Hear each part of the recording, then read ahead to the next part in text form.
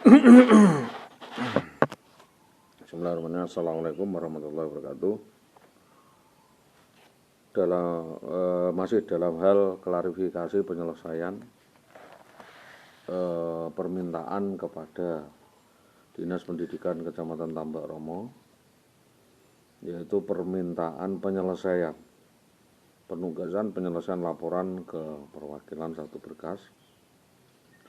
Bersama ini diberitahukan kepada Ombudsman RI bahwa Ombudsman RI menerima laporan atas nama Solihulati beralamat di Karangkonang.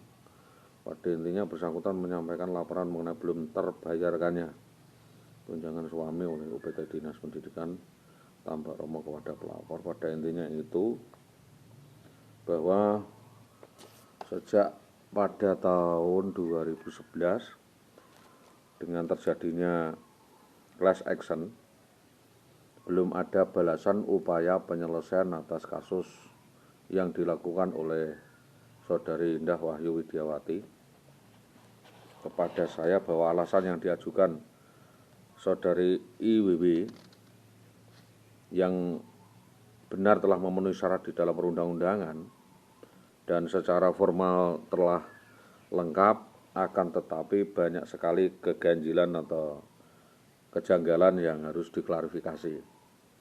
Jadi ini adalah permohonan daripada korban, dalam hal ini adalah Saudara Solihulati, meminta pemahaman hukum, terutama adalah hukum perdata perkawinan, yang sebaiknya dibarengi juga dengan pemahaman hukum perceraian. Dan pejabat yang berwenang secara hierarkis diharapkan dapat melindungi kepentingan pegawainya, yaitu pegawai negeri sipil, baik bupati maupun Pemda, inspektorat, namun juga tidak mengesampingkan kepentingan lainnya, yaitu kepentingan daripada masyarakat.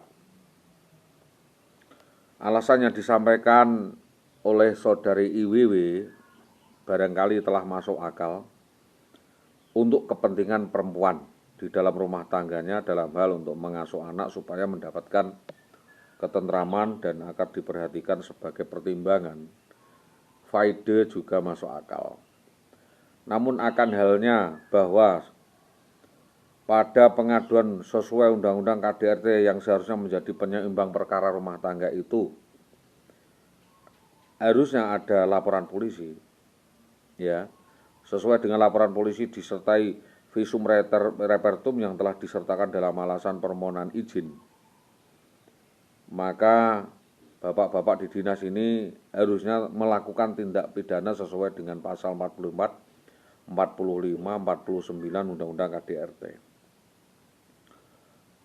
Juga tentang HAM, Undang-Undang nomor 39 tahun 1999 tentang HAM, pasal 3 dan pasal 9. Ya, pasal 3 itu setiap orang dilahirkan bebas dengan harkat dan martabat yang sama, sederajat, dikaruniai akal sehat, hati nurani untuk hidup bermasyarakat, berbangsa, bernegara dengan semangat persaudaraan. Yang kedua, setiap orang berhak atas pengakuan, jaminan, perlindungan, perlakuan hukum yang adil, serta mendapatkan kepastian hukum dan perlakuan yang sama di depan hukum. Yang ketiga, satu orang berhak atas perlindungan hak asasi manusia dan kebebasan dasar manusia tanpa ada diskriminasi.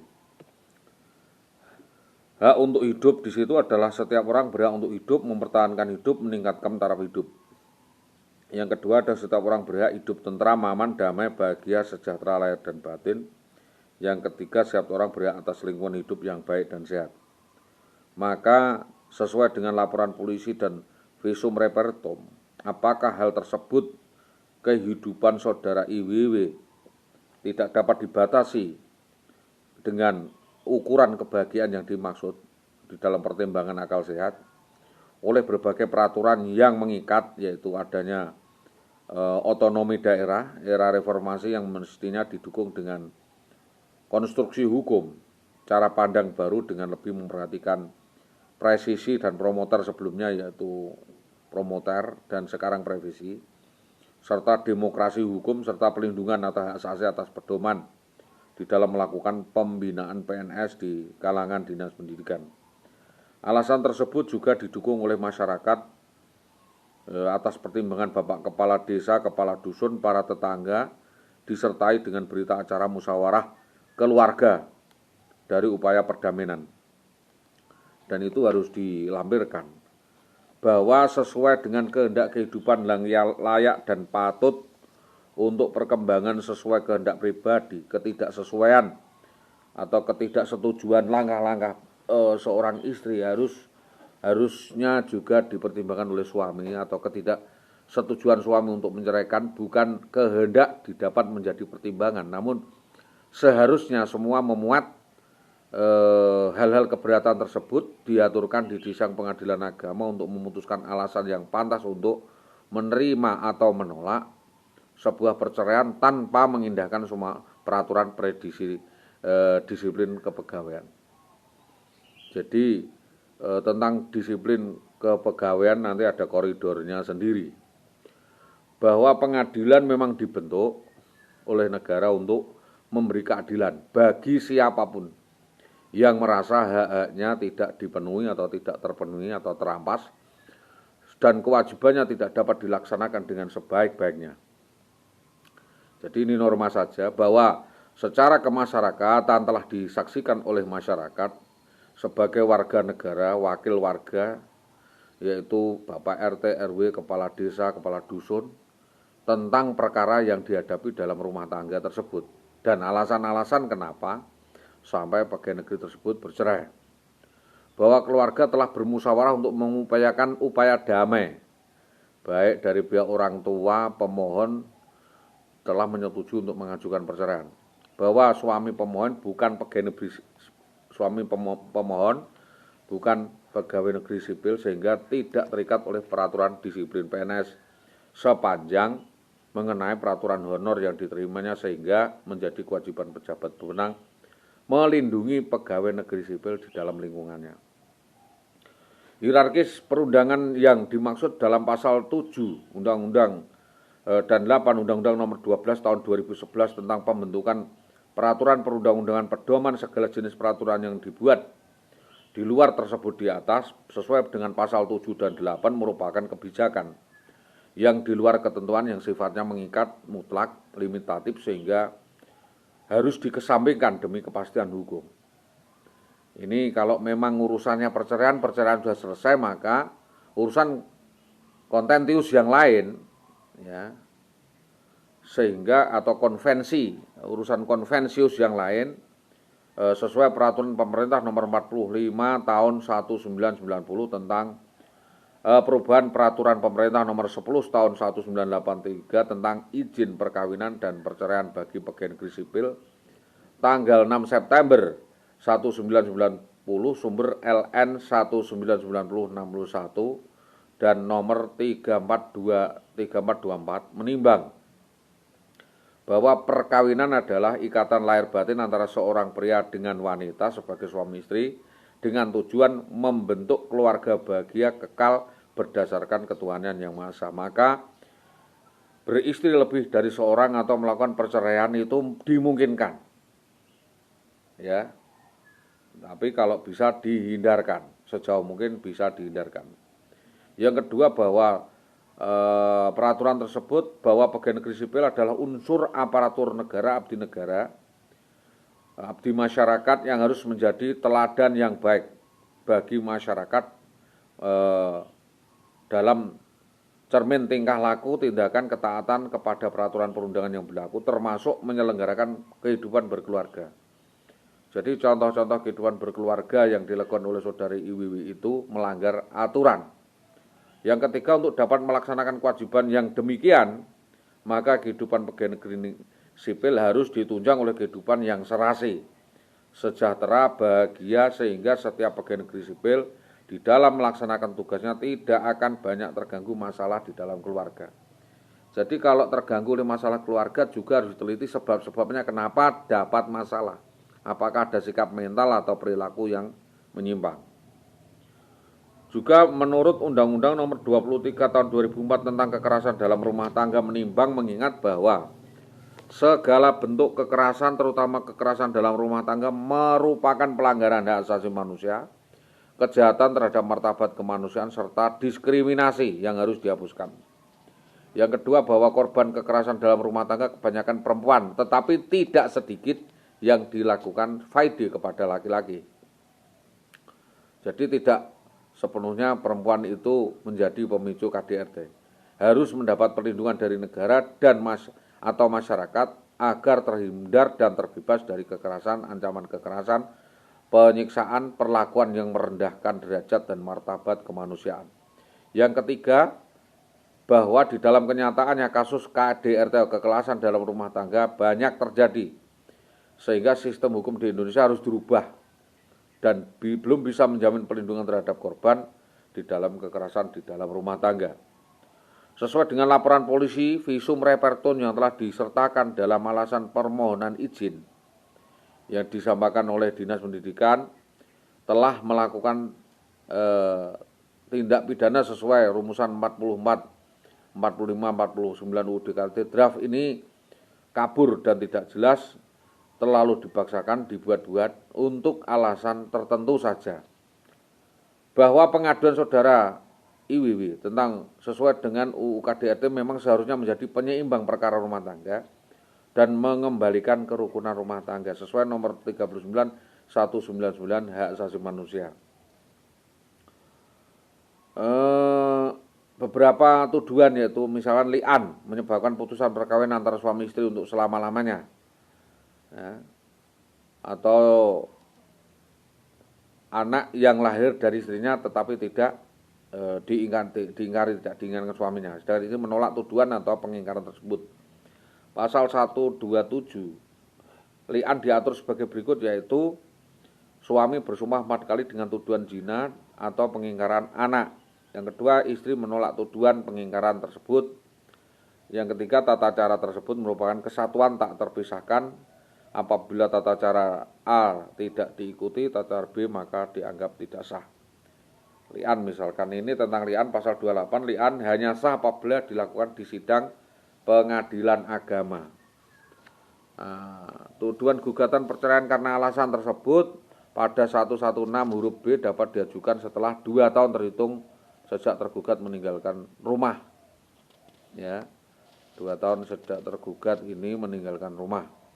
2, gugatan dapat diterima apabila tergugat menyatakan atau menunjukkan sikap tidak mau lagi kembali ke rumah diam bersama.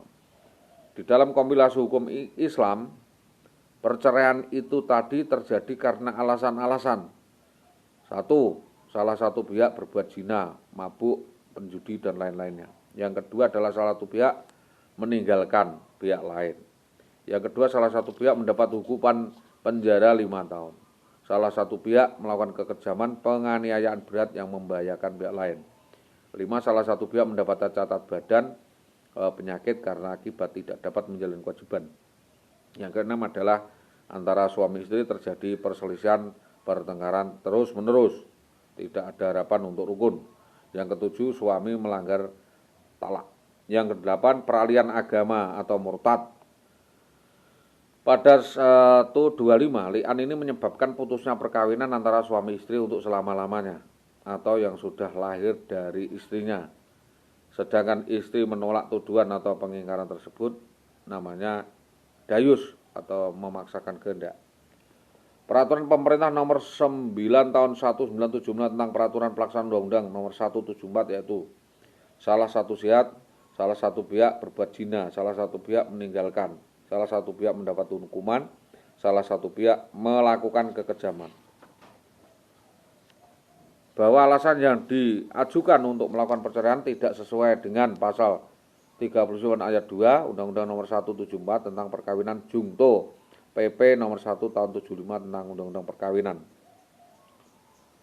Bahwa di dalam keinginan untuk mempertahankan rumah tangga ini yang terbaik dilakukan oleh pria bertanggung jawab terhadap kehidupan rumah tangga, anak, istri, serta masa depan mereka semua.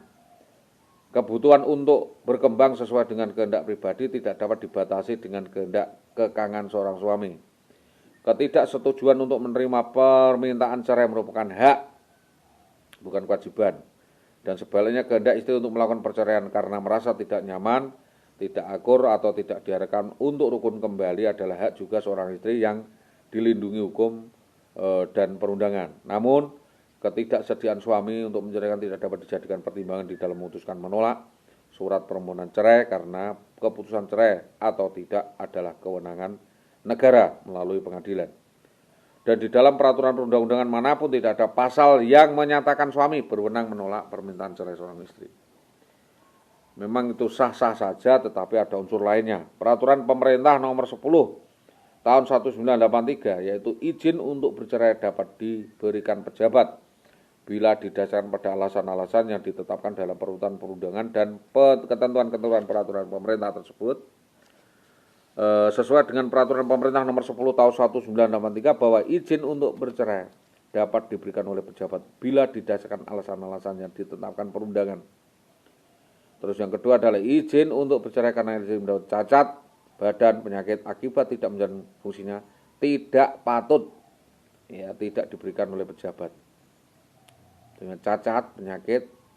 Yang ketiga adalah izin yang bercerai tidak diberikan apabila satu bertentangan dengan aturan agama yang dianut pegawai negeri sipil. Yang B yaitu tidak ada alasan yang dimaksud ayat 1. C adalah bertentangan dengan peraturan perundangan yang berlaku. D alasan yang dikemukakan bertentangan dengan akal sehat. Bahwa ayat 3 huruf C bertentangan dengan peraturan perundang-undangan yang berlaku harus merujuk pada ketentuan 7 tentang hierarki perundang-undangan nomor 10 tahun 2004. Bahwa ketentuan tentang akal sehat disebut di atas sangat subjektif tergantung kepada penilaian logika penilai. Dan hal itu sangat banyak ketidakpastian hukum yang sulit di dalam dipertanggungjawabkan, sedangkan hukum nasional diperbaiki di dalam memberikan alasan harus memenuhi unsur terkait di dalam permasalahan yang tertulis dalam perundang-undangan tidak dapat ditafsirkan lebih atau kurang atau diperluas sekalipun apabila ada aturan sifatnya kebijakan. Peraturan pemerintah nomor 10 tahun 1983, pejabat dapat mendelegasikan wewenang kepada pejabat lain di dalam lingkungannya, serendah-rendahnya pejabat eselon 4 yang dipersamakan dengan itu untuk memberikan menolak pemberian izin sebagaimana dimaksud pada pasal 3, pasal 4 sepanjang mengenai permintaan izin yang diajukan oleh pegawai negeri sipil golongan 2 ke bawah atau yang dipersamakan dengan itu.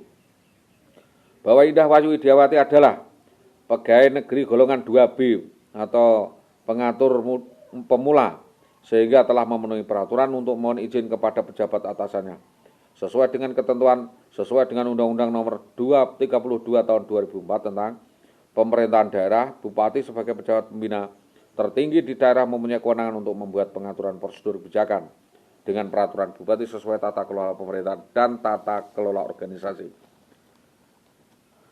Pokok permasalahannya, perkawinan merupakan persatuan kedua orang antara laki-laki dan perempuan untuk membentuk keluarga, membina rumah tangga yang harmonis, menjaga, memenuhi kebutuhan materi dan rohani. Bahwa pejabat yang diminta izin mestinya sangat bijaksana memahami hukum perceraian dan mampu membina pegawai untuk dapat bekerja dengan baik tanpa terganggu masalah rumah tangga. Analisa permasalahan yaitu berdasarkan alasan penolakan yang diuraikan sebagai berikut bahwa inti ringkas permasalahannya adalah bahwa perkawinan dan perceraian bagi pegawai negeri sipil diatur secara khusus untuk menjaga harkat dan martabat PNS dan dapat menjadi teladan bagi lingkungan masyarakat sekitarnya.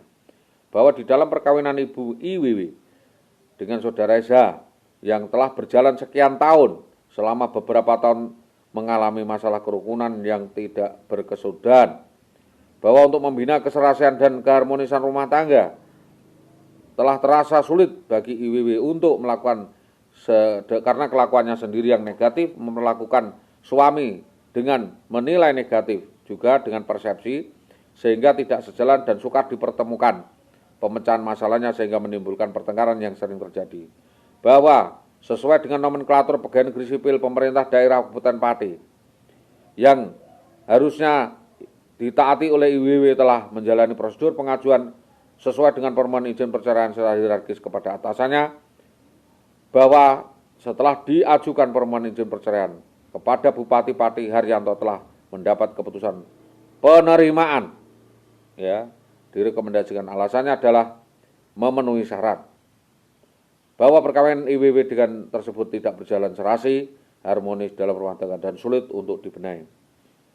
Dan ini juga berkaitan dengan undang-undang guru, ya, bahwa kewenangan pembinaan pegawai terletak pada atasan langsung yang membawai tempat kerja.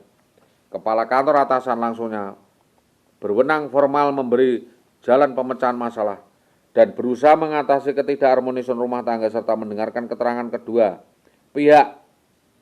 Nah, kepala SKPD bertanggung jawab atas pembinaan tersebut kepada kepala daerah berwenang atau dapat melimpahkan kepada pejabat di bawahnya untuk memberi dan menolak permohonan cerai tersebut.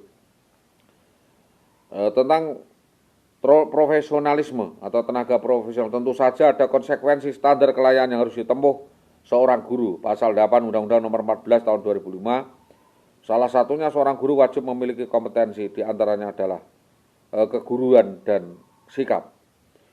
Secara kompetensi berasal dari bahasa Inggris, yaitu compet, artinya bersaing. Kemudian dijadikan kata benda competence atau kompetensi berarti kemampuan. Misalnya dirumuskan pada nomor 14 tahun 2015, yaitu tentang kompetensi, yaitu seperangkat pengetahuan, keterampilan, perilaku yang harus dihayati dan dikuasai oleh seorang di dalam melaksanakan tugas profesionalisme. Sedangkan pada pasal 1 Undang-Undang Nomor 14 2005, guru didefinisikan sebagai profesional.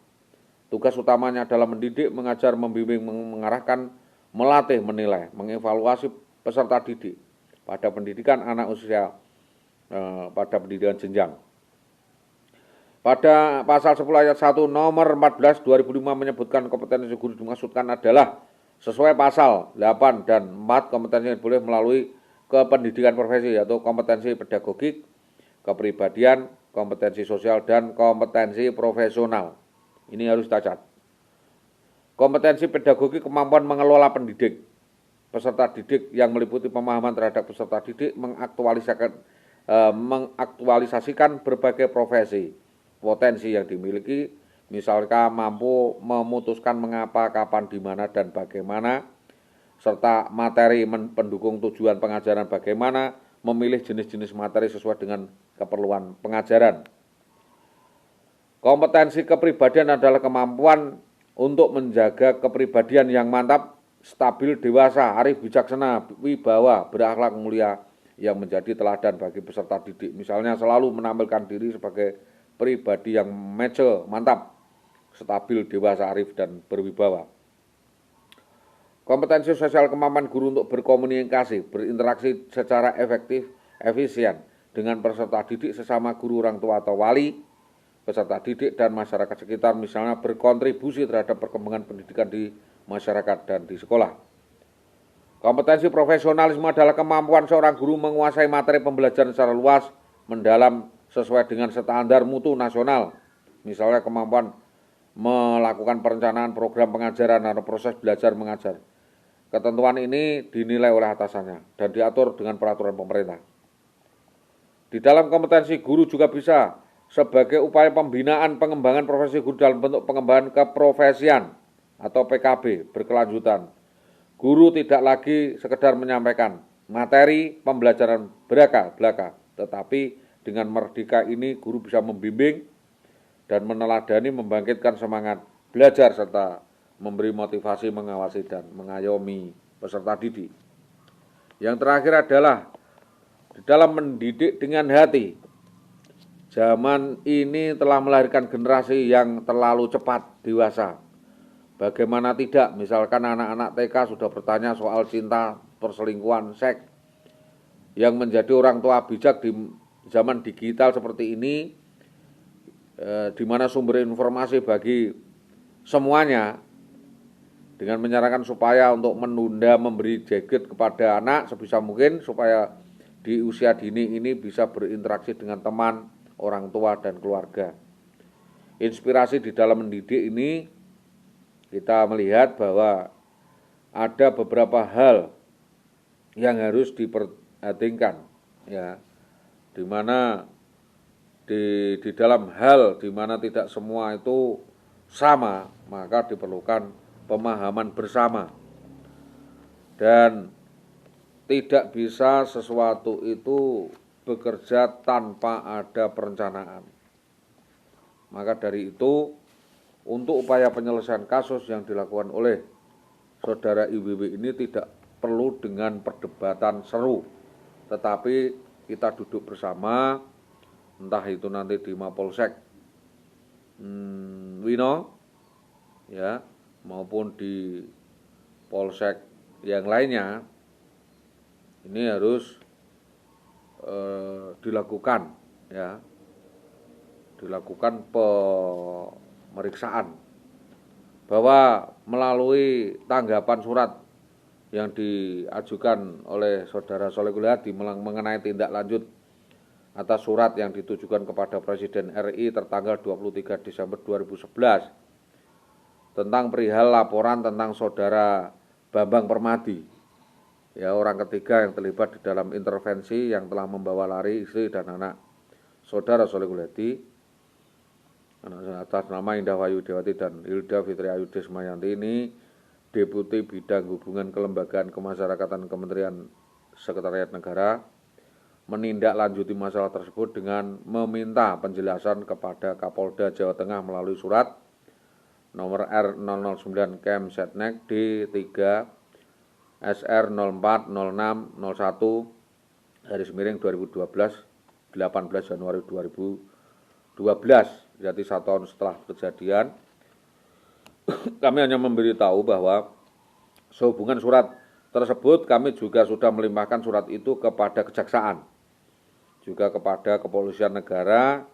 Wakil Irwasum telah memberikan jawaban melalui surat nomor R191/5/2012 Irwasum tertanggal 12 Mei 2012 sebagaimana dimaksud, ya, 8 Mei, Januari, Februari, Maret, April, Mei, yang intinya menjelaskan bahwa berkas perkara telah dikirim ke Kejaksaan, ya, Kejaksaan tertanggal 2 Februari 2012, namun dinyatakan belum lengkap, ya, Mei ini, 8 Mei ini, 31 Mei, 8 Mei, yang intinya menjelaskan bahwa berkas perkara telah disampaikan, telah dikirimkan Kejaksaan tertanggal 22 Februari 2012, namun dinyatakan belum lengkap. Penyidik melakukan pemanggilan kembali kepada pelapor dan saksi guna melengkapi berkas perkara sesuai dengan petunjuk jaksa penuntut umum. Ini yang menerima adalah saudara Sontam Napitupulu. Tembusan Mensesnek, Menpan Reformasi Birokrasi, dan Deputi Hubungan Kelembagaan dan Kemasyarakatan Kementerian Sekretariat Negara. Jalan Veteran nomor 1718 Jakarta 10110, telepon sekian-sekian. Jadi kami minta agar pertimbangan perceraian yang sudah dilakukan itu ada tindak lanjutnya, agar tidak semena-mena, ya, seorang diterima PNS itu lalu melakukan perbuatan yang tidak patut atau tidak layak, di mana laporan kepada Kapolres Pati Jawa Tengah, laporan pengaduan ini sebagai tambahan dugaan penganiayaan berat dan premanisme yang dilakukan oleh Jayus Setianto bin Sarbi, alamat Danyang Mulyo, Winong Pati, pekerjaan PNS, kepada klien kami, alamat Karangkonang, Winong Pati, terjadi sekitar Februari 2012 sampai dengan 2013, ya, dilakukan secara bersama-sama dan merusak barang. TKP di Jalan Sugian, Kebolampang, jam 22.30. Kronologi: korban diadang di tengah jalan antara Desa Sugian sampai dengan Kebolampang Winong, jam 22.30 malam. Saksi Minto Rahayu, penganiayaan dilakukan dengan cara korban dipukul berkali-kali, lebih dari 17 pukulan, bersarang di wajah, rahang, pelipis, korban jatuh tersungkur, tersangka malah mengeluarkan celurit dan jok sepeda motor Vario dan akan mengayunkan lagi celuritnya. 4. Akibat kejadian itu korban menderita trauma dan cacat permanen. Rahang sebelah kanan patah, mata sebelah kanan bengkak, hidung kanan patah, gigi tanggal 1 dan sampai dengan sekarang telinga berdenging dan menderita sakit kepala berat, sering muntah sehingga tidak mampu bekerja sebagaimana dengan menggunakan pikiran. Yang kelima, diduga antara tersangka dengan istri korban ada hubungan khusus. Yang keenam adalah korban minta keadilan kepada negara melalui Bapak Kapolres Pati, Jawa Tengah agar kasus ini dapat diungkap dan diusut tuntas sebab banyaknya premanisme di Dinas Pendidikan yang dilakukan oleh pejabat-pejabat pendidikan agar kasus ini diungkap, diusut tuntas sebab banyaknya premanisme dan maraknya aksi main hakim sendiri, main pukul, persekusi yang dilakukan oleh kepala dinas atau kepala sekolah di wilayah Pati dengan modus tertentu. Demikian atas kerjasamanya disampaikan terima kasih. Pertimbangan khusus lain adalah untuk kepentingan penyelidikan atau penyidikan. Gelar perkara silakan untuk dihubungi Saudara Jumratul Inayah Semarang 082325950964 bahwa semua pernyataan saya adalah benar dan dapat dipertanggungjawabkan secara hukum. Kami meminta kepolisian mengusut keterlibatan Gunadi Suntari Genjik alias Sanuri Karangwotan yang diduga mengetahui dari mulai perencanaan sampai dengan eksekusi. Mereka berkonspirasi melalui bersama-sama dengan para mafia melakukan pemerasan kepada saya. Berdasarkan pengakuan Suntari, masih ada hubungan saudara dengan Jayus Setianto Jurianto. Melalui Jurianto menguatkan keterangan bahwa memang benar saudara Jayus Setianto ada hubungan skandal khusus dengan IWW, sampai saudara Jayus Setianto ini geram karena aduan saudara IWW, lalu Jayus terpengaruh mencegat DKK di utara Desa Sugian. Saudara Dede dianiaya, dipukuli dengan tangannya yang ada 2 batu akik, akibatnya wajahnya memar, berdarah, bengkak, hidung keluar darah, janur pecah dan rahang kanan patah, cacat permanen, dilaporkan ke Polsek terkait namun tidak ditanggapi. Berbagai keterangan tersebut karena benar keterangan masyarakat dan keluarga bahwa dari saudara katanya Sahli bahwa saudara Dede memang disewakan centeng pada waktu itu sering dicari orang yang tidak dikenal dan akan dibunuh. Lalu yang muncul waktu itu adalah mengaku-ngaku Mbah Man dari Cengkal Sewu, minta sejumlah uang dan berjanji akan menyelesaikan masalahnya dengan BB. Lalu ada orang nama Suwono Karaban Sukolilo bersama 3 orang ini menyerang atau meneror saudara Dede di tempat kerja yaitu STM Permata Nusantara Gabus pada 2013.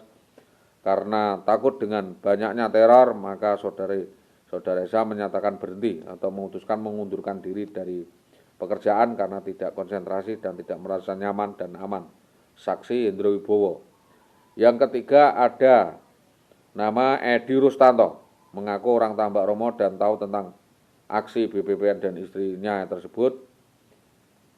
Dan saya malah dikasih tahu keberadaan istri saya ada di Talun dan minta tebusan 45 juta sampai 60 juta agar dikasih tahu. Saksi Agus Edi Prayitno, Boto Ayu. Lalu ada Kardi Katan yang temannya adalah tatoan gendut, diduga namanya Pur gitu. Minta tebusan 40 juta katanya untuk kasih minum BB. Mengaku saudaranya BB mau berjinak atau membujuk agar dikembalikan asalkan Bambang dikasih minuman.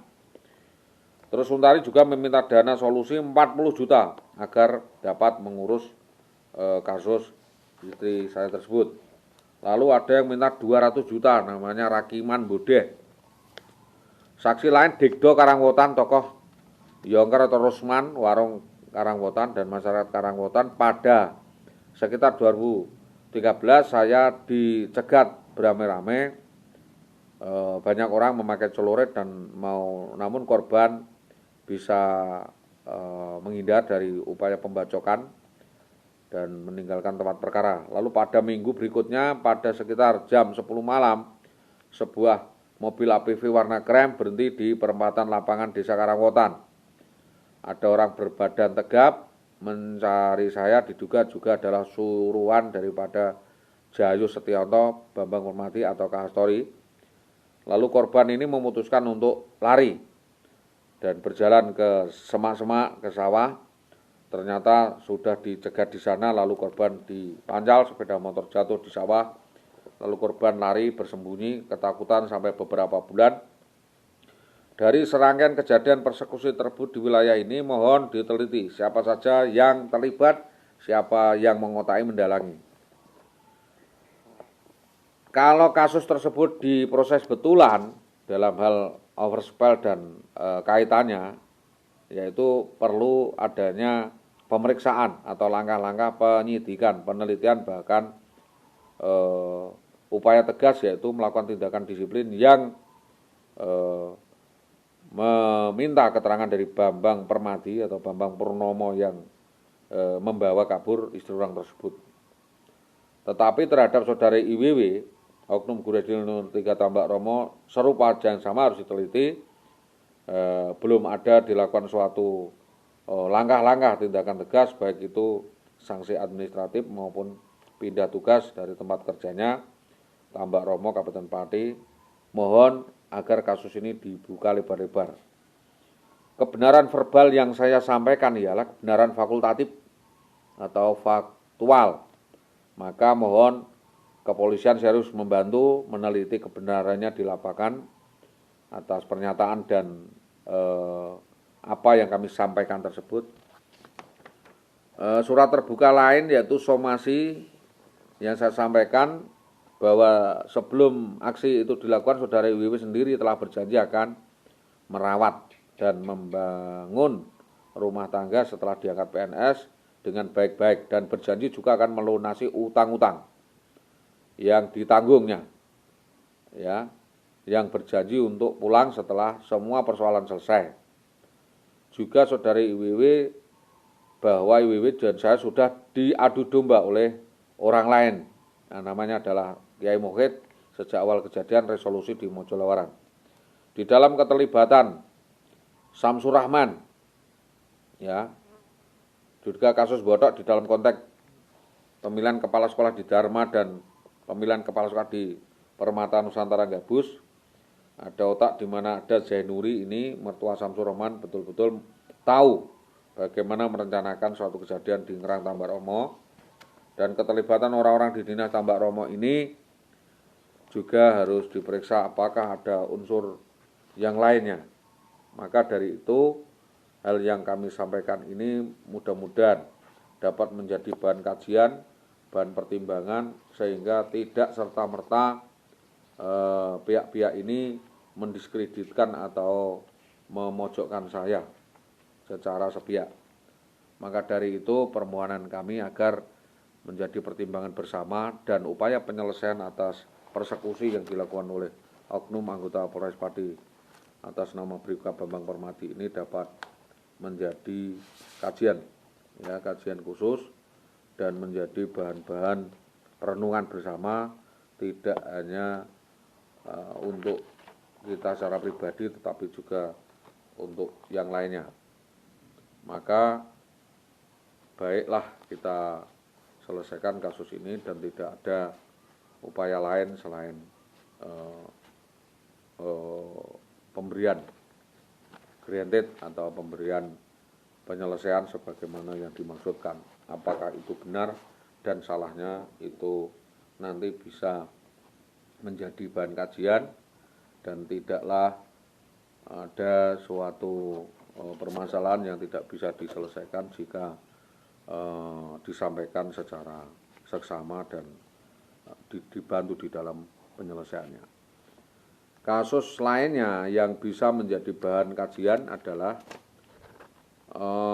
petunjuk intelijen yang sudah dikantongi oleh kepolisian, motif-motif dan bagaimana yang sudah dilakukan. Kita tidak usah mendikte atau memberi pandangan kepada yang berwajib, karena bagaimanapun juga, ya, Reskrim Polres Pati sudah punya catatan, ya, terkait kasus ini.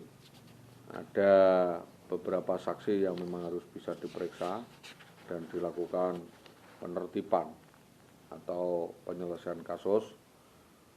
Tidak bisa saudara Sholihul Hadi ini bekerja sendiri.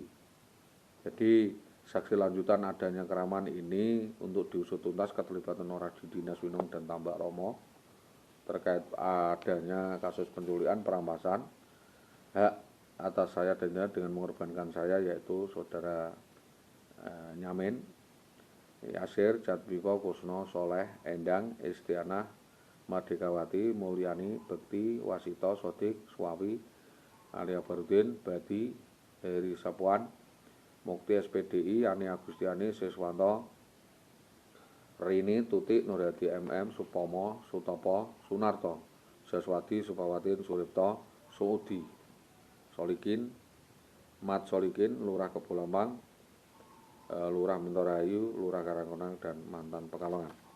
Ini yang pertama. Juga saksi yang menguatkan adalah Jono Kebulangan, Suparmin, Jamin, Sugian, Nurhadi MM, Kusno, Saudi, Lasdi, Hardi, Heri Sapuan, Ismi, Tomo, Sri Tomo, Supawatin, Suripto, Rusmini, dan Sunarto. Ini yang masih kita bisa periksa adalah Rusmini dan Sunarto. Jadi mohon kasus ini dapat dikembangkan karena ini adalah kriminalitas murni, tidak serta-merta hanya sebuah perceraian belaka. Terima kasih, mudah-mudahan menjadi perhatian semua pihak, terutama dari kepolisian, dan atas kerjasamanya dan keterangan bantuannya kembali kami sampaikan terima kasih.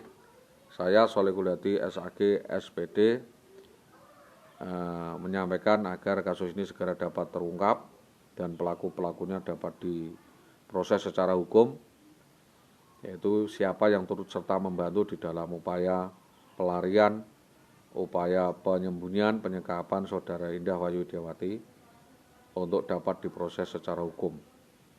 Mohon Pak, agar kasus ini secara tuntas, kami minta kerjasamanya dari Bapak Kapolsek Winong, Bapak Kapolsek Gabus, Bapak Kapolsek Tambak Romo, juga pihak-pihak yang barangkali nanti bisa melakukan pengembangan atas kasus ini, dan ini menjadi besar harapan kami penegakan dan supremasi hukum di Indonesia dapat ditegak-tegakkan setegak-tegaknya, sehingga tidak ada upaya intervensi dan kriminalisasi kepada korban-korbannya.